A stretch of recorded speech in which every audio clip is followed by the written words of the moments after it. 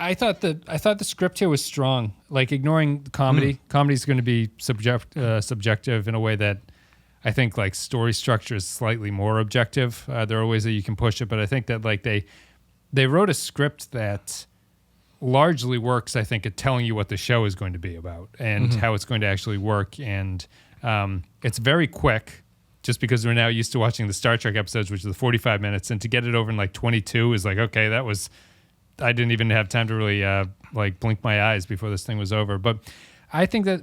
But it has like 45 minutes worth of dialogue in it, I think. It does. It's definitely a podcast. Listen to it 2 times speed.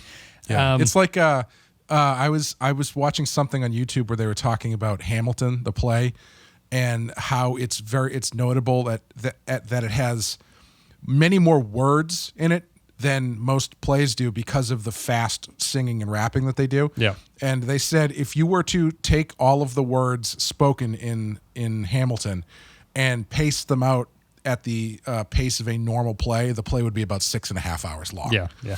So it feels kind of like that, where it's like they're talking real fast. They're getting a lot of stuff in.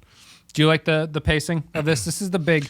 If I were to say that there's a big criticism that I'm seeing of this show, it's that people don't like this kind of fast-paced comedy. I actually watching it, I was just sort of prejudiced against it because I was reading that all day, that people were like, this is too fast. I can't understand it. I didn't think it was actually that fast. I thought it was. It's definitely this new modern blend and speed of comedy, but I thought it was. I didn't have trouble tracking it, I guess, in some ways. Like, I feel that Discovery's Technobabble actually feels faster to me because I can't, my brain just shuts off because I don't know what it is. But here I thought that they were talking fast, but I was actually tracking what they were talking about, which I thought was kind of an accomplishment. And this just seems to be the new pace of how you do animation comedy at this point. I'm not sure if it's a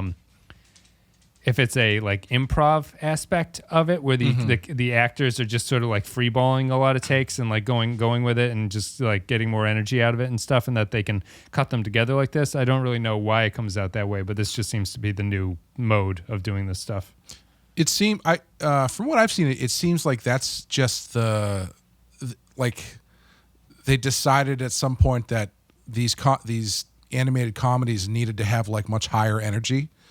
And so a lot of the characters, there's always one character in all these shows now who talks really fast and is like overly hyper. Yeah.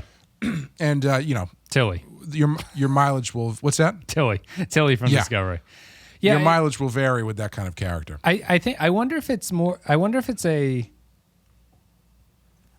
side effect of like, I think you can kind of compare it antithetical to something like The Simpsons, which is that The Simpsons has a relatively low joke count compared to something like this, right? But its jokes feel like they have a higher batting average than this. So it's like they're higher quality jokes, but they're fewer of them. And it feels like modern trend is they're writing this in the room, obviously. So everyone is just sort of shouting out suggestions about what they want to do. And the idea is that people will think this is funnier even if we're hitting a lower average of jokes, we have more jokes in our show. So there's more opportunity for people to laugh at it. And I wonder if that's just kind of a new design in the way that they write these things. It's just if we can't have all of these jokes be AAA material, just put a whole bunch of B minuses in there, and some people are going to like some of them and some aren't. Yeah, it's possible. It is definitely a different way of doing it.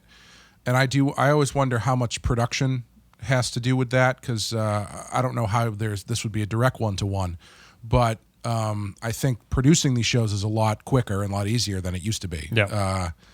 And so that probably allows you to have a little bit more control over pacing and speed and how these things are going to play out, especially when it comes to animation.